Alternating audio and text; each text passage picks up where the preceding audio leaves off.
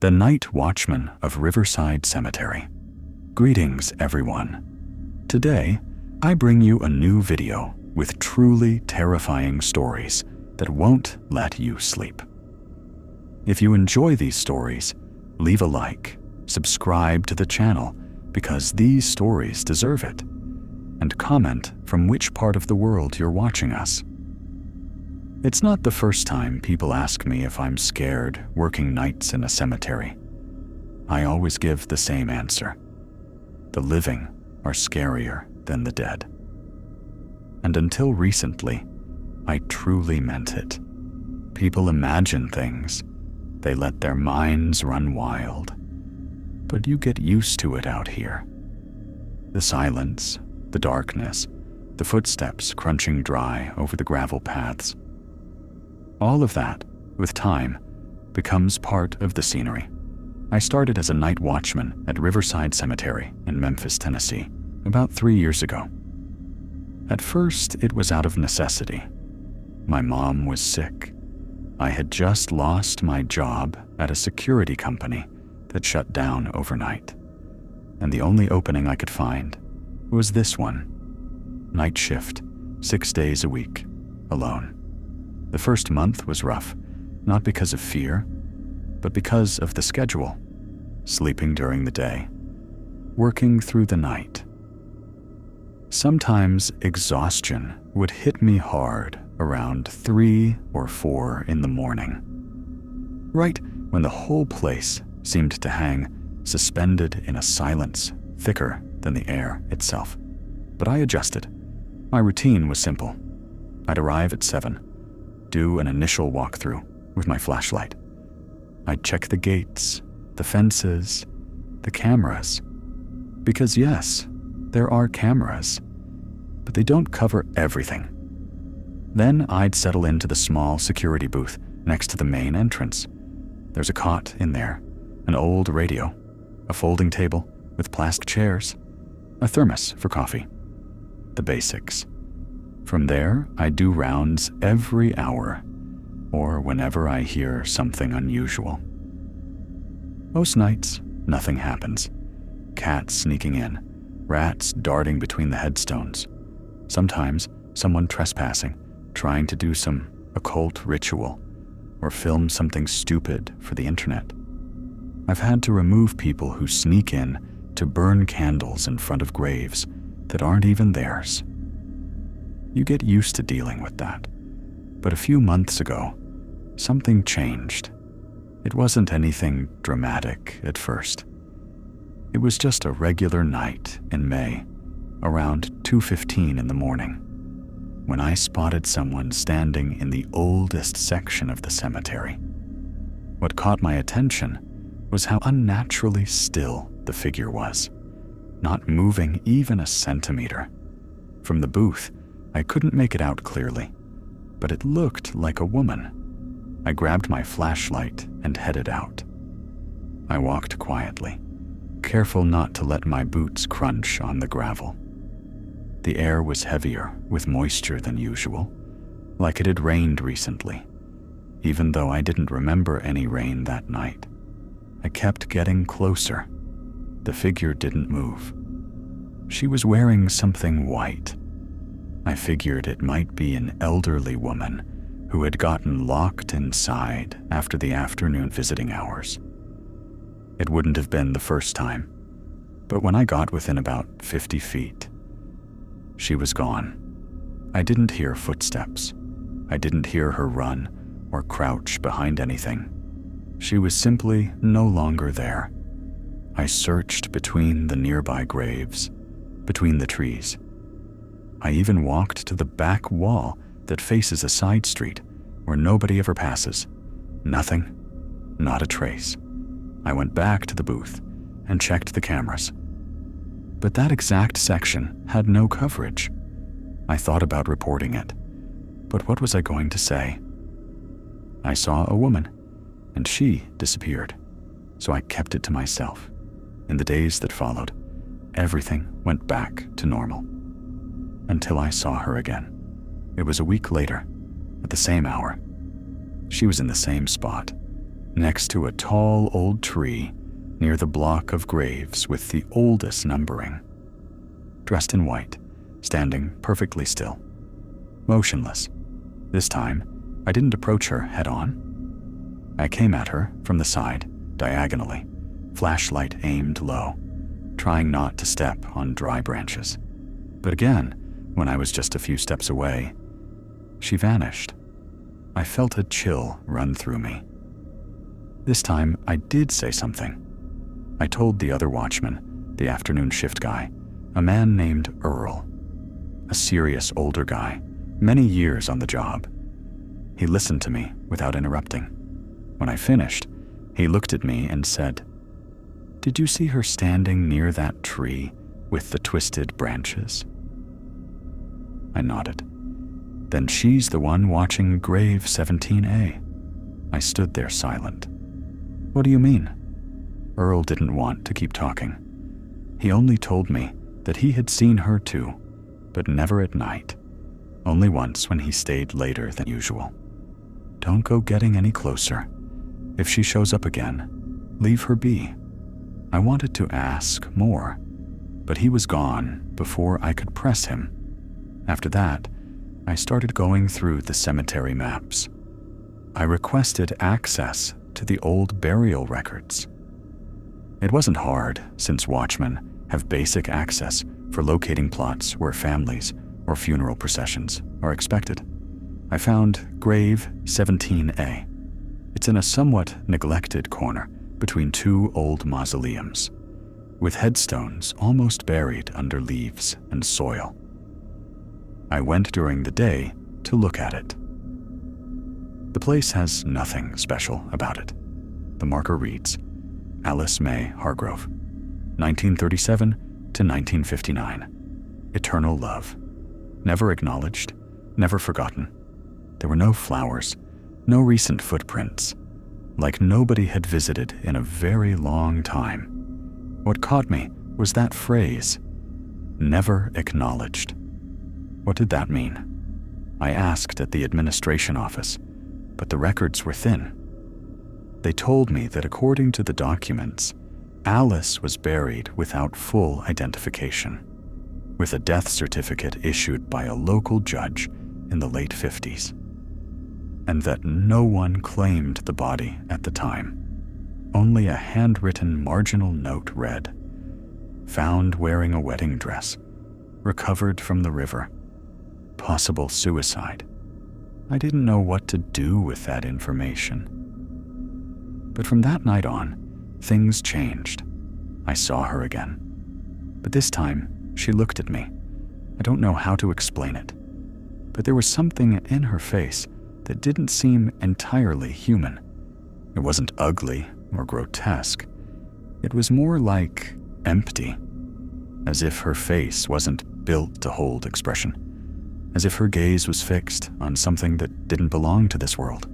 From then on, I saw her every night, always at the same hour, always in the same spot, and always looking at the same grave. Several days passed where I tried to ignore her. I kept telling myself it was exhaustion, suggestion, imagination fed by all the stories you hear in a place like this. But the truth is, her presence kept becoming more real. She started not disappearing as fast, staying longer. One night, she even took a step toward me. It was just one step, but in that instant, everything froze. The air, the silence, the warmth in my own body, everything, as if the world had stopped breathing. I was paralyzed. I could feel the flashlight trembling in my hand. I couldn't see her face clearly, but the white dress seemed to move as if it were underwater. And the most disturbing thing was that her hair wasn't falling over her shoulders. It was pulling backward, as if something invisible were drawing it away from her face. I ran. I locked myself in the booth and didn't go back out until dawn. From that day on, every night became an ordeal. I tried changing my patrol route, avoiding the tree, avoiding grave 17A, but it didn't matter, because I started seeing her in other parts of the cemetery, sometimes at the edge of my vision, other times reflected in the glass of the booth windows. One night, the worst up to that point, I saw her standing right in front of the booth door. There was no way she could have been there without me seeing her approach. And yet, there she stood, looking at me. And this time, I swear on my mother's life, she was crying. Her tears were not water. They were dark, like wet ash. I started falling apart. I couldn't sleep. I dreamed about her. I dreamed I was walking between the graves, and all of them were open. That the dead were coming out, but not walking, only looking at me with the same expression as hers. Empty, fixed, mute. One time I woke up with dirt on my feet. I didn't know if it had been a dream or if I had walked out of the booth in my sleep. But from that day, I started writing everything down. Time, location, what I felt, like a logbook, something to keep myself from losing my mind. I told Earl more details. He looked at me for a long time and then said something that froze my blood. There's a story the old-timers here used to tell when I first started. They said that back in the late 50s, a woman in a wedding dress was found floating in the river. Nobody knew who she was. There was no missing persons report, but they buried her here because she was found nearby in a stretch of the river that ran through this area before it was rerouted. And why? Never acknowledged. They say her face was destroyed beyond recognition, but the dress was brand new, and in the inner pocket there was a note. Just 3 words: "I'll come back for you." The following night, I brought flowers to grave 17A. I didn't know why. Maybe out of fear, maybe out of sorrow. I left them in silence. When I was walking away, I felt a whisper at the back of my neck. "Thank you." There was no one there. From then on, she didn't appear for weeks. I thought it was over, that somehow the gesture had closed something. Until one night, the radio started playing again. A radio that hadn't worked in years. It was off. No batteries, no power. And yet, it was playing an old song, distorted. And through the static, a voice singing, the same phrase over and over. "Don't cry, my love. Don't cry, my dear." I walked out of the booth, shaken. There was no wind. The branches of the old tree were moving as if something were hanging from them. And there was Alice, standing at the foot of the grave. This time, I realized she was no longer alone. Beside her stood a male figure, blurry like a shadow, but dressed in a suit. They were holding hands. She looked at me one last time, and then they disappeared together. Since that night, she hasn't come back. The cemetery stays the same, quiet, dark, still, but different. I no longer feel fear, only a deep sadness that sometimes weighs on my chest when I walk past grave 17A. I'm still working here. Earl retired a while back. Sometimes, when I feel very alone, I leave a flower on the grave, not out of fear, out of respect, out of love, for what could never be, and for what somehow still waits in the darkness.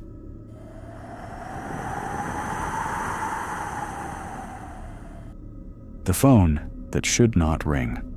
I moved to Chicago in August of 2019 on a Tuesday. It was raining when I arrived. I remember the cab driver who picked me up from Union Station told me the sky wasn't going to let up all week. I didn't care. I was happy, even if I was nervous. It was the first time I was going to live alone. After years of sharing rooms and couches with friends back in Columbus, I finally had my own space. The apartment was in the Ukrainian Village neighborhood, close to the park on Oakley. I liked the area. It was quiet, with old brick buildings, tree-lined streets, and diners where you could eat well for under $15. The building had at least 7 decades on it. Stone facade, tall windows, marble stairs worn smooth from years of use. It had a certain charm, even if the stairwell smelled like damp walls and old cigarettes.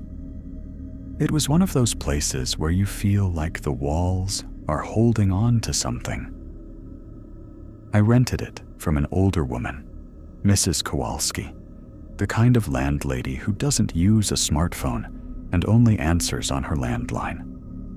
She handed me the keys, explained how the electric meters worked, and warned me, almost without looking at me, don't bring in too much furniture. Sound travels strange in here. I didn't think much of it.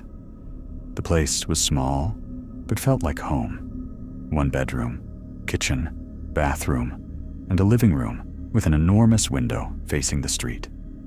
I put my desk right in front of it. I liked working with natural light. I was starting a graduate program in sociology and had a lot of reading to get through. The city was a little overwhelming, but the apartment made me feel grounded.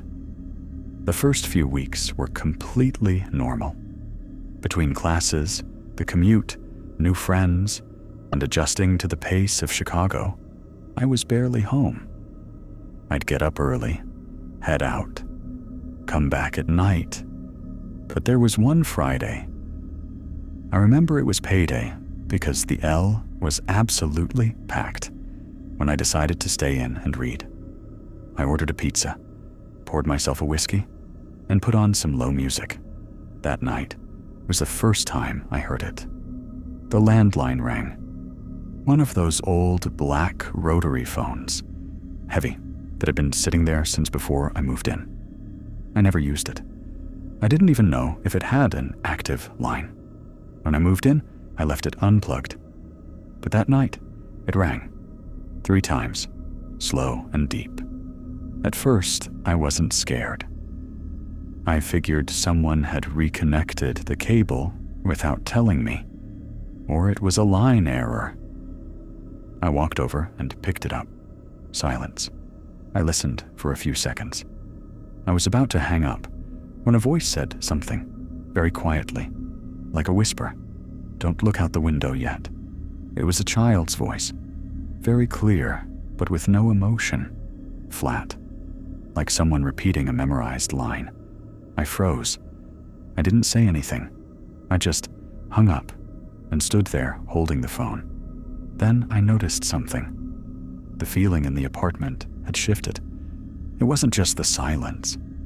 It was something more, like the air had gotten heavier. I went to the window because it was the only logical thing to do. Look outside. So I did. The street was empty. Not a soul. The sodium streetlights made everything look orange. But on the sidewalk directly across from my window, someone was standing there. I couldn't make it out clearly. It was a small figure, completely still, head hanging down. Could have been a kid. Could have been a bundle of something left on the curb.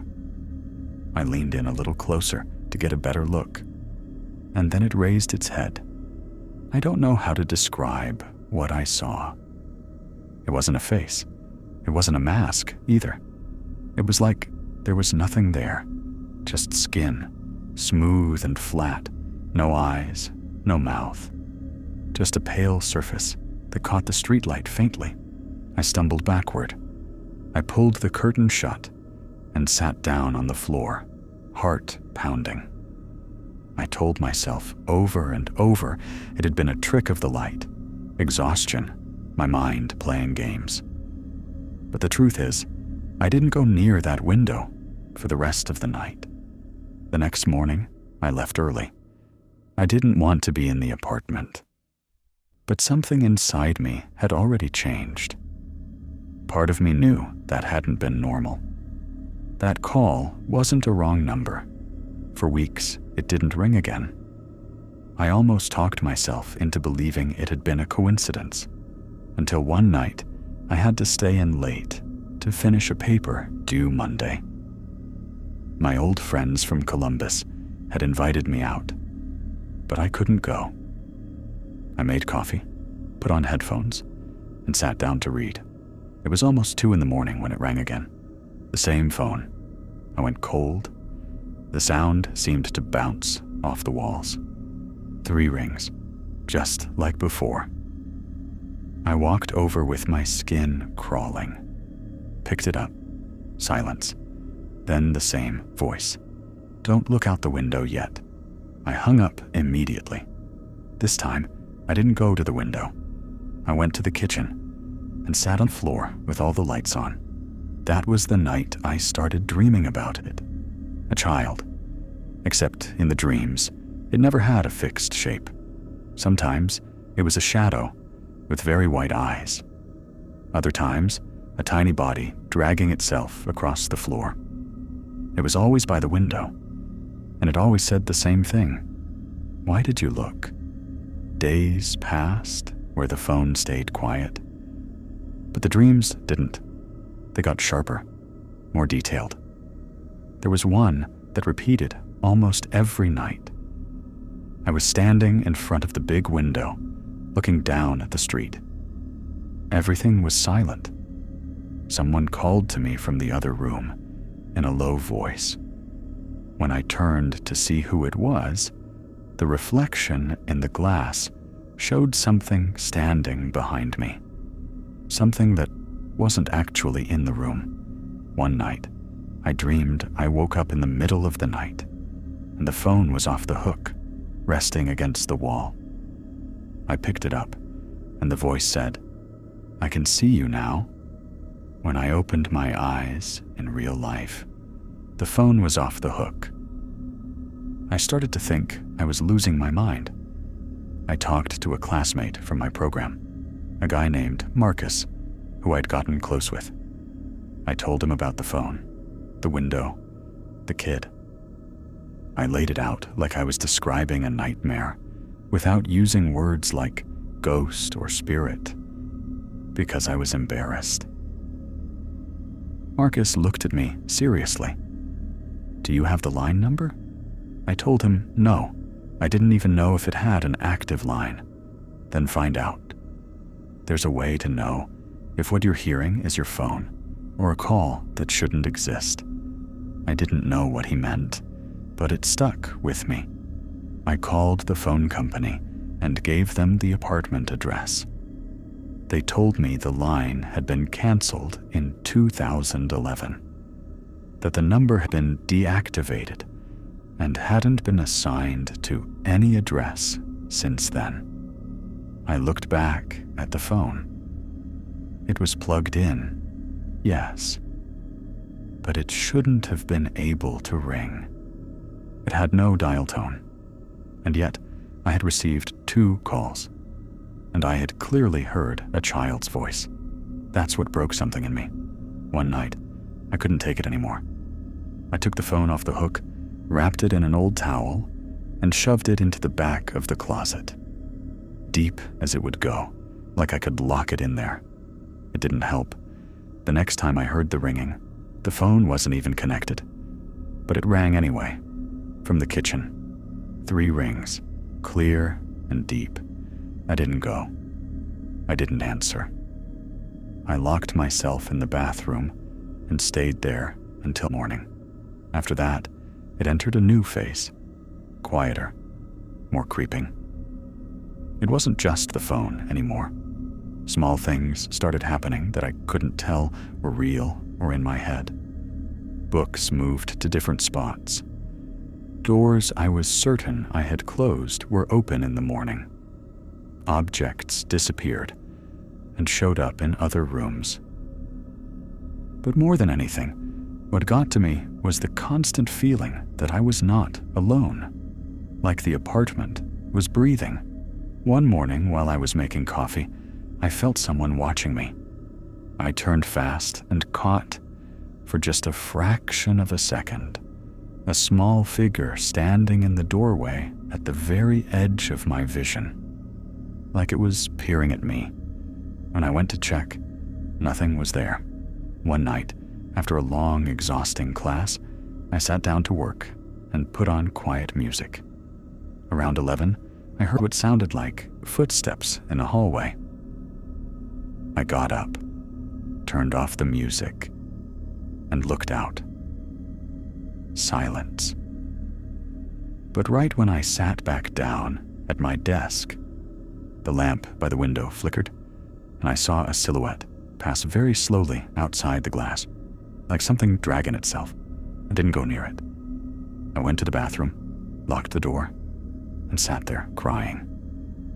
I didn't know if I was going crazy or if something was actually hunting me. On a Saturday morning, I went to talk to Mrs. Kowalski. I told her I had questions about the apartment, about whoever had lived there before me.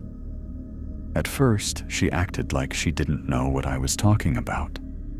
But when I mentioned the phone, she looked down.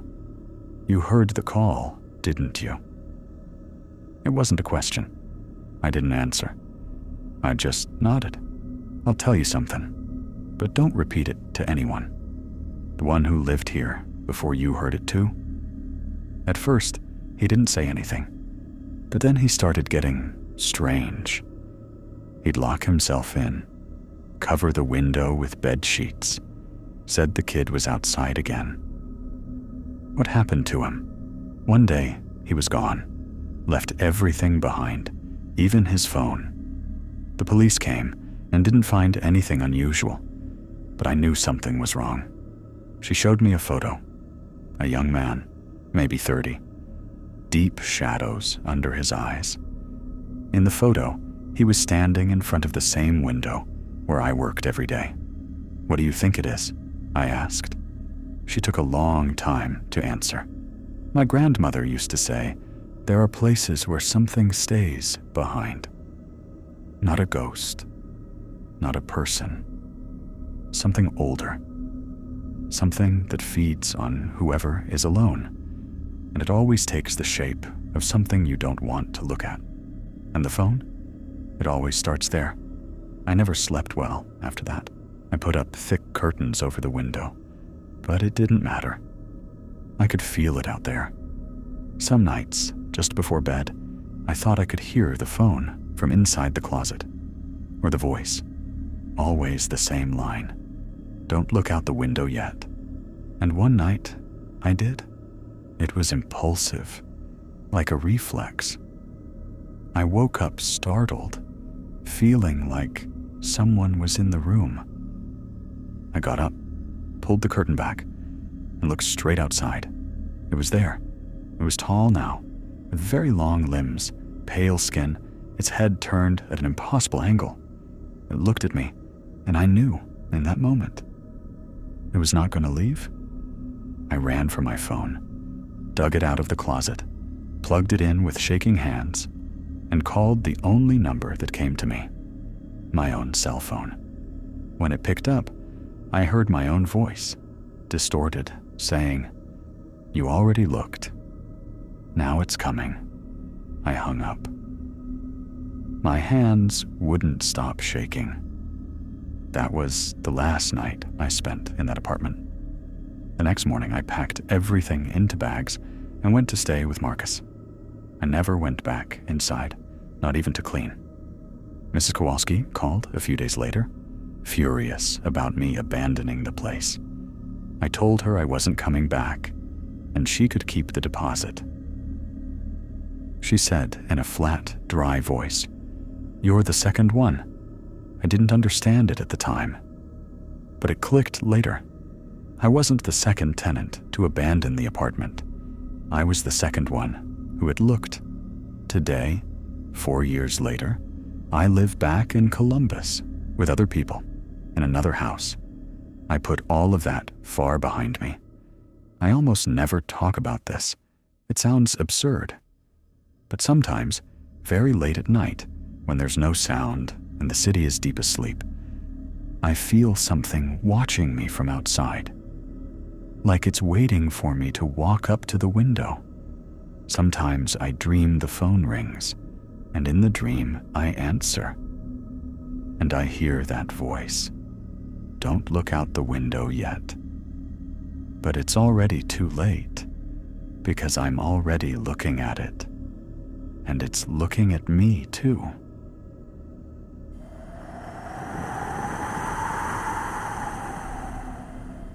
The thing that calls you home. I moved to Harlan, Kentucky, in the spring of 2021.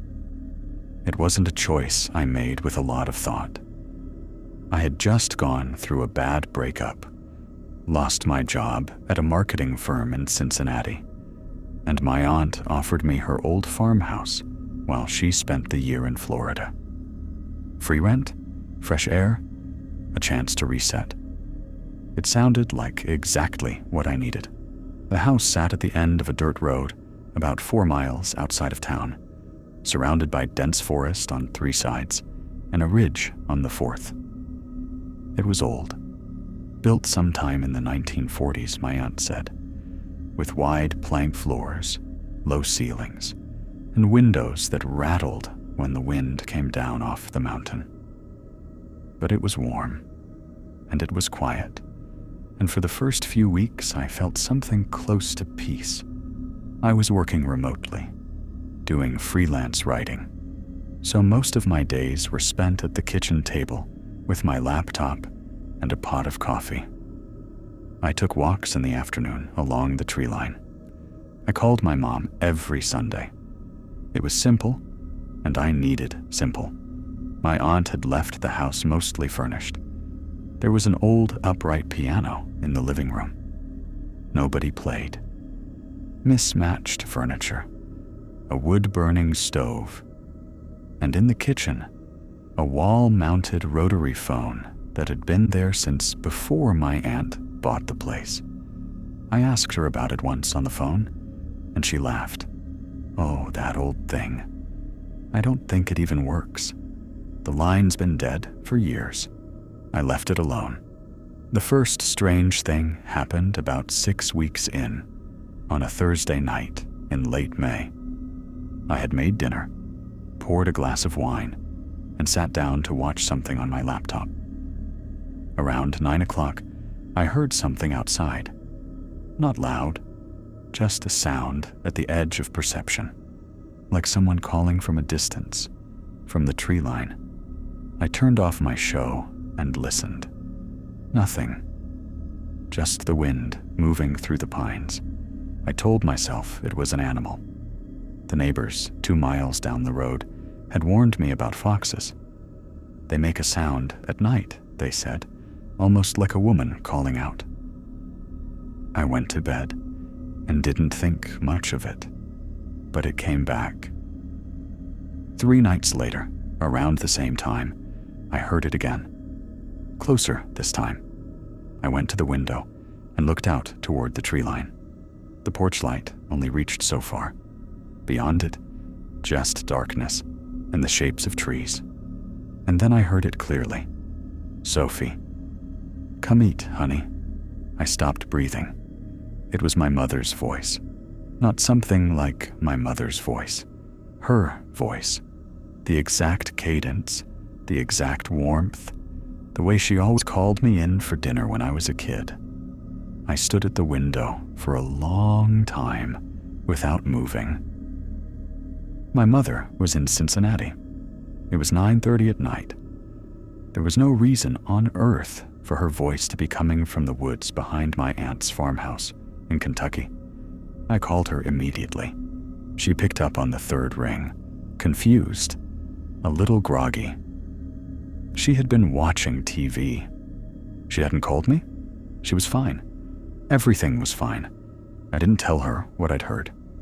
I just said, I missed her, and hung up. I didn't sleep well that night. Over the next 2 weeks, I heard it 4 more times. Always after dark.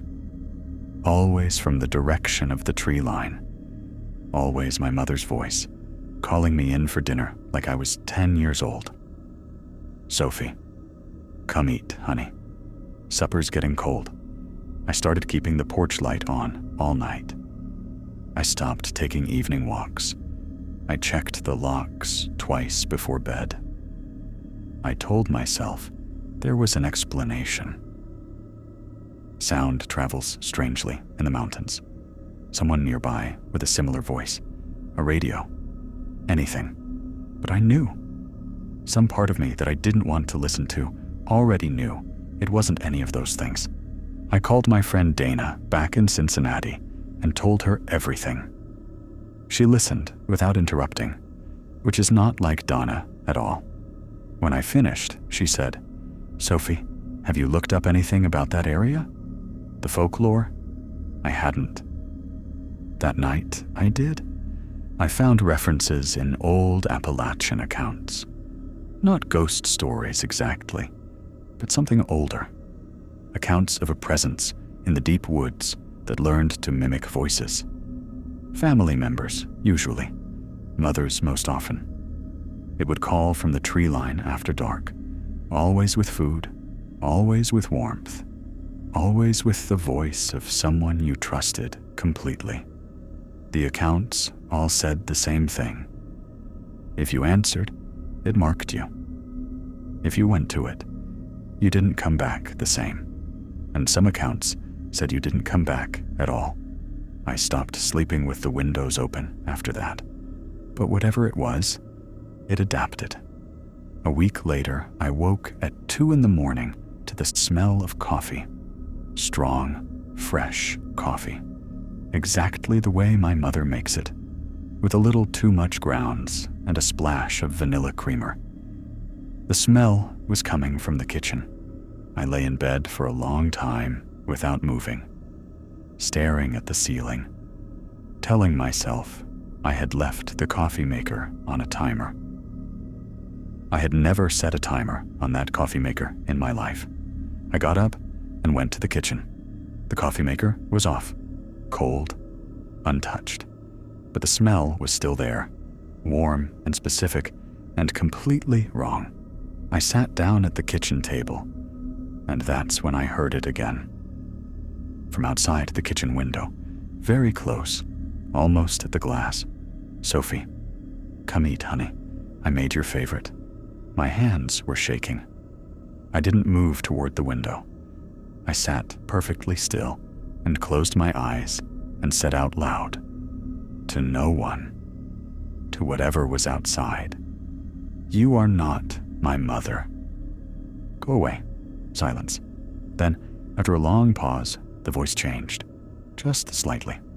The warmth drained out of it, and something else came through underneath. Something flat and ancient and deeply wrong. "You already heard me. That's enough." I grabbed my keys, my phone, and my jacket, and I left. I drove to the nearest motel in Harlan at 2:30 in the morning and sat on the bed in my coat until sunrise, shaking and unable to explain to myself what had just happened. In the morning, I called my aunt. I didn't tell her everything. I just asked if anyone else had ever had trouble at the house, if any previous tenants had left unexpectedly. She was quiet for a moment. "The family that rented it before me," she said finally. "The wife left in the middle of the night. They said she had some kind of breakdown. The husband said she kept claiming she heard her mother calling from the woods, but her mother had been dead for 6 years. I felt the floor drop out from under me. Did she get better? I asked. My aunt paused too long before she answered. She didn't really come back to herself. Not fully. I went back to the house once, in daylight, to pack my things. I moved fast, and I didn't open any windows. When I passed the kitchen, I noticed the old wall phone had been moved. It was still mounted, but the handset was off the hook, resting against the wall, as if someone had set it down mid-conversation. I had never touched that phone. I packed my car and I left, and I did not look back at the tree line. I'm back in Cincinnati now, in an apartment with 3 other people and a lot of noise and light. And most of the time, I'm okay. Most of the time. But some nights, when it's very quiet and my roommates are all asleep, I smell coffee, strong, with a little too much grounds. And I hear, just at the edge of sound, so faint, I can almost convince myself it isn't there. Sophie, come eat, honey. And I understand now what those old accounts meant when they said it marks you. It doesn't need you to go to it. It just needs you to keep listening.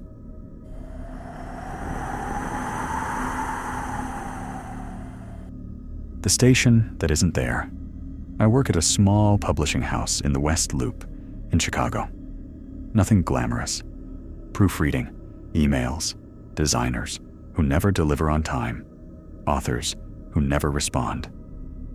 I live in Wicker Park, and I almost always take the blue line. I don't usually leave work late, but that night I had stayed behind to finish a catalog that couldn't wait. It was past 11:30 when I went down to the platform at Clark and Lake. I remember because I had just texted my mom, who always worries when she knows I'm heading home at night. The station was empty, very empty, which was strange because even at that hour, there's usually someone waiting, a busker, a food cart guy, somebody. But that night, nothing. Silence. Just the sound of the train approaching, the screech of the brakes, the pale white lights of the cars sliding through the tunnel like ghosts. I got on. I sat down alone. There was no one in the car, not one person. I remember I even took a photo with my phone because it seemed so unusual. When we passed Damen, it was empty too. Same with Western. Some things started to bother me, like we were passing through a city that had been switched off. I checked the map of stops above the door, counting how many were left until my stop. Nothing unusual, everything normal. But the train didn't stop at California or Kedzie. That was the first truly strange thing. I told myself it was a technical issue, or that those stations were closed for maintenance, even though I hadn't read anything about it. And then, without any announcement over the speakers, the train slowed and stopped at a station I didn't recognize. The sign, yellow and faded, read, "Blessed Metal." I'd never heard of that station. I got off, confused, thinking maybe I had dozed off and somehow switched lines. But no, it was the same train, the same car. And yet that platform meant nothing to me. Old. Abandoned. The lights flickered like they hadn't been replaced since the 70s. There was no one around. I walked a few steps. The floor tiles were cracked. There was a safety notice posted on the wall, dated 1968, according to the small print at the bottom. And just as I was about to step back onto the train, because I could hear the doors beginning to chime, I heard a sound. A bang. A door slamming shut, dry and hard, down the corridor to the right, toward where the bathrooms would be. I don't know why I went. I still ask myself that. I could have just gotten back on the train. But there was something about that sound, like an involuntary invitation. It happened again. Someone pushing and releasing a bathroom door over and over. I walked down the corridor. The white tile on the walls had yellowed, coated in moisture. The air smelled strange, like wet cloth and old metal. The bathroom had 2 stalls, one open, one closed. From behind the closed door came a low murmur. And then I saw it. through the gap between the door and the frame, a shadow was sitting on the floor. A man, hunched over, knees drawn up, like he was resting. But he wasn't asleep. I knew because through that gap, I caught what looked like a reflection, eyes looking directly at me. And then he smiled. It was barely a gesture, just enough to make me stumble backward. I ran back to the platform. The train was gone. The station was completely dark. I stood there, paralyzed. I tried to call someone, but there was no signal. I walked to the far end of the platform, looking for an exit, a staircase, anything. Everything was sealed. Every gate welded shut. I sat down on one of the benches with my heart slamming like a drum. I don't know how long I stayed there. Maybe minutes, maybe more. And then, without warning, a light came on, the one above the sign that said, "Exit." I ran toward it without thinking. I climbed a rusted staircase and came out. But it wasn't the street. It was a corridor, long, enormous, with concrete walls. It didn't look like any part of the L system I'd ever seen. And at the far end, a door left slightly open. I pushed through it, and I was at Belmont Station. Like nothing had happened. I walked up to a transit worker and asked him about Blessed Metal Station. He looked at me strangely. He said there was no station by that name, that maybe I'd confused it with something on an old line, or that I'd been dreaming. I showed him the photo I'd taken in the empty car. The image was corrupted, a broken file, unreadable. I walked home, and from that night on, I started dreaming about him, about the man in the bathroom, about his smile. Each time, a little closer. I didn't tell anyone at first. I let it go, like it had been a nightmare, a confusion brought on by exhaustion. But it wasn't. That same week, I had the same dream 3 times.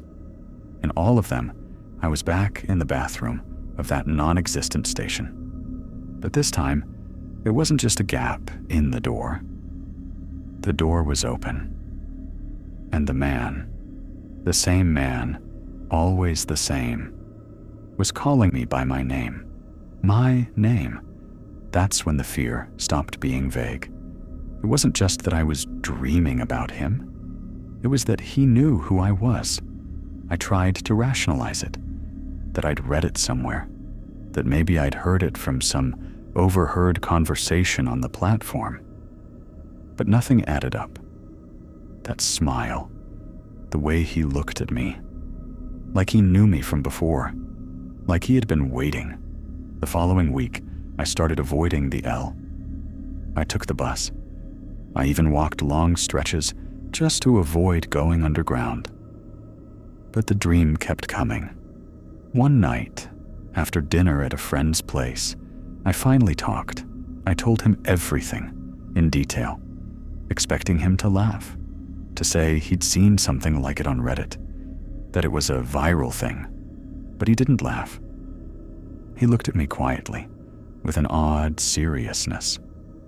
"Hey," he said after a moment, "you know Blessed Metal is a real place, right?" I thought he was messing with me, but he wasn't. He showed me on his phone the Church of Our Lady of the Miraculous Metal in Pilsen, an old church near 18th Street, right above where the pink line runs. And then the worst part. He pulled up an article from an old blog, low-quality photos. It talked about a station that was started beneath the church in the late 1950s, but never finished. Some people say they actually completed the platforms, my friend said, lowering his voice, but that the project stopped for strange reasons. Workers who got lost down there or started having hallucinations. I laughed. I tried to laugh, but something broke in that moment. It was no longer just a nightmare. I don't know how to explain it. But over time, I start to feel like something in me was being deformed, like I had left a part of myself in that station. Or worse, like something from there had followed me out. Mirrors started to bother me, not because of what I saw directly, but because of what seemed to be behind the reflection. Reflections that didn't match. Shadows that weren't in the room. The sound of water dripping in the kitchen, even when no faucet was open. Lights flickering at the same time every night. 11:47, always. And the dream changed. I was no longer alone in the bathroom. I was sitting with him, on the floor, in silence. He didn't speak, didn't move, but he smiled. That broken smile, like he didn't quite know how the muscles of his face were supposed to work. "You want to stay a little longer?" he said once, without moving his lips. I woke up with broken nails. I had pressed them so hard into my palms that they bled. I tried everything. Therapy. I went to a church, even though I've never been religious. They talked to me about stress, unresolved trauma, accumulated exhaustion. All logical, all reasonable, all useless. Until one night, after a few too many beers, I did what I knew I shouldn't. I went back. I went to Clark and Lake. I took the L at the same hour. I sat in the same spot, and I waited. Nothing happened. We passed California, Kedzie, everything normal. But when we went past Western, the lights cut out. And when they came back on, we were there. Again, blessed metal. And I understood. This time, it wasn't about finding him. It was him bringing me back. Like the whole thing had been a slow, patient invitation. Like every dream, every reflection, had been a thread pulling me back to that place. I don't know how long I stood on the platform. The air was heavier, like breathing through water. I walked toward the bathroom.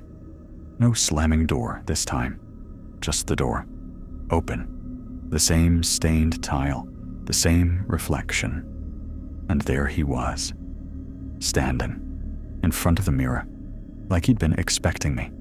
But it wasn't the same. It was me, my clothes, my face, my expression, but with that smile. And then he closed the door. From outside, I screamed. I pounded on it, but I couldn't open it. And a voice, exactly my voice, said from inside, "Don't worry, I'll stay now." I woke up at home. I don't remember how I got there. Everything seemed in order, but in the mirror, I still see him. Sometimes, for just a second, there's a gesture that doesn't match. A movement I didn't make. A smile I don't recognize as mine. I don't know if it was me who came back. And when I ride the L now, I avoid looking at the station names. Because sometimes, between Damon and Western, there's a brief instant where the sign says nothing at all. Or worse, it says blessed metal. And even though no one else sees it, I know it's still there, waiting for someone else to get off.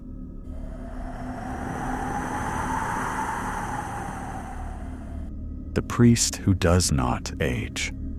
I wasn't born here, in this part of Louisiana. I moved to Broussard when I was 11, after my dad landed a job at a bottling plant on the outskirts of town. My mom said we were going to be better off, that leaving Houston was the best thing that could have happened to us, even though it cost me my friends and my grandparents. We moved into a modest rental house with a backyard in a quiet neighborhood. I remember struggling to sleep at first because of the silence. The town, more of a large village, really, sits in St. Martin Parish, not far from Lafayette. The people are deeply religious, not in a showy way, but in that practical way that blends Catholic tradition with something older. Mass and holy water, yes, but also don't walk under a ladder and keep a St. Joseph medallion above the door. My mom was devoted to Our Lady of Guadalupe, but here everyone talked about Father Renaud. Father Renaud blesses everything. Father Renaud has the healing touch. If Father Renaud prays over you, you get better. I saw him for the first time the Sunday after we arrived. My parents took me to the parish church on the main square. It was a beautiful old building, well kept, with tall stained glass windows and the smell of incense that hit you before you even reached the door. Father Renaud was already at the altar when we came in. I recognized him immediately because everyone around us acknowledged him with a particular kind of reverence. He wore a black cassock, and his face was unusual. I couldn't tell how old he was. He could have been 50 or 70. His hair was completely black, slicked back, without a single gray strand. But his skin had a strange texture, too smooth in some places, cracked and dry in others. I remember he looked at me during the Mass. I don't know if I imagined it, but I felt his eyes settle on me more than once. Not the way a priest normally looks at a congregation. There was something searching in his gaze, like he was reaching inside. That same night, I dreamed about him. I saw him standing in our kitchen with his hands folded over his chest, like he was praying. In the dream, my mom walked up to him and knelt down in front of him, and he leaned in and said something in her ear, but I couldn't hear what it was. On Monday, I told a kid at school. His name was Marcus, and he became my first friend there. What he said stopped me cold. My grandma says that priest has always been here, that when she was young, he was already the priest, and that when her mom was little, he was too. I laughed. I thought he was joking, but he didn't laugh. "Look at the photos," he said. So we did. That afternoon, we went to the town library, which had a room with old newspaper archives and photographs. And in an album about the history of the parish, there was an image of the church taken in 1952. There he was. The same face. The same priest. From that moment, something twisted inside me. I couldn't stop thinking about it. How was it possible that he hadn't aged? I started looking into it quietly, without my parents finding out. An old man who sold used books near the courthouse told me once, lowering his voice, that priest doesn't belong to God. And he wouldn't say anything more. Years before I arrived, someone had tried to expose him. A local journalist named Thibodeau published an article about the photographs, about the dates. He wrote that it was impossible for it to be the same man, that someone needed to investigate. The next day, he disappeared. Just like that, his car was found in front of his house with the keys still in it. His apartment had all his things inside, his laptop open on his desk. But he was never seen again, and nobody ever brought it up again. I was 15 when I dreamed about Father Renaud again. This time, he wasn't in the kitchen. He was sitting on the edge of my bed. He didn't speak. He just smiled. His cassock seemed to move, even though there was no breeze. And his eyes weren't human. They were too black, too still. The next morning, I woke up with a nosebleed. My mom thought it was the heat, but I knew it was the dream, because on the pillowcase, there was a dark stain shaped like a cross. After that, I stopped going to Mass. My parents were upset. They grounded me even. But I made excuses. Homework, not feeling well, whatever worked. What I didn't tell them was that every time I saw Father Renaud, something in me recoiled, like my soul was bristling. It wasn't ordinary fear. It was something deeper, like a part of me, some very old part I didn't know I had, recognized him from somewhere else, from some other time, and wanted nothing to do with him. The years passed. I finished high school. I left for Baton Rouge for college, and there I managed to forget, partly. I focused on my classes, on making friends, on keeping my distance from Broussard. I only came back at Christmas, or when my mom pushed hard enough. Until my grandfather's funeral brought me back. I hadn't planned on going to the church, but the family insisted on a full mass. I stayed in the back with my arms folded, trying not to look at the altar. But he was there, the same.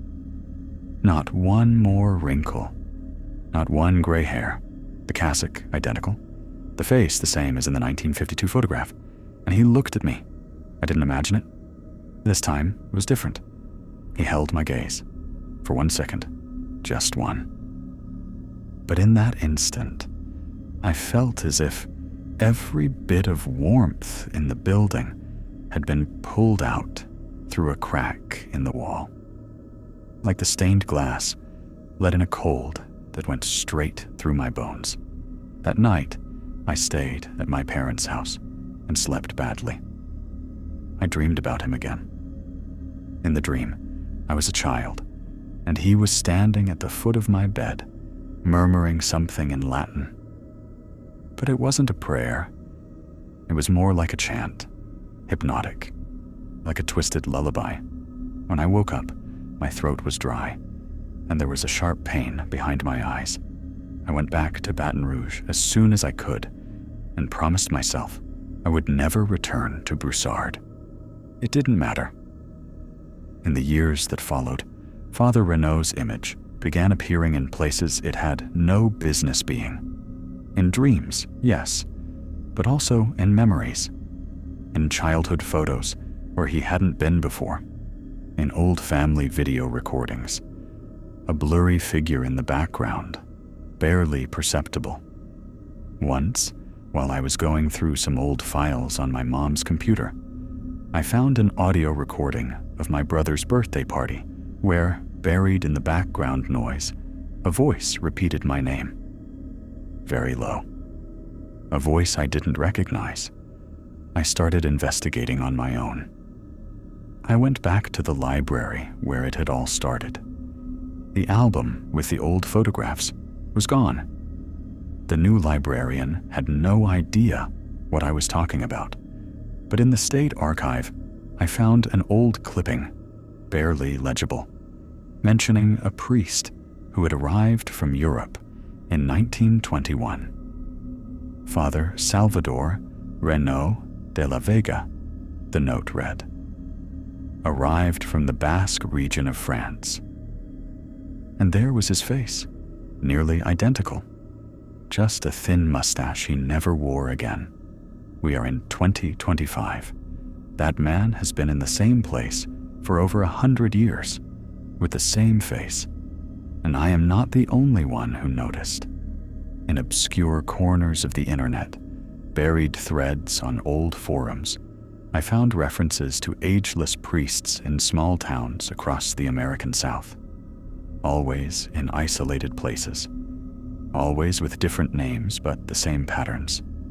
People who vanished, children who dreamed about them, photographs that distorted.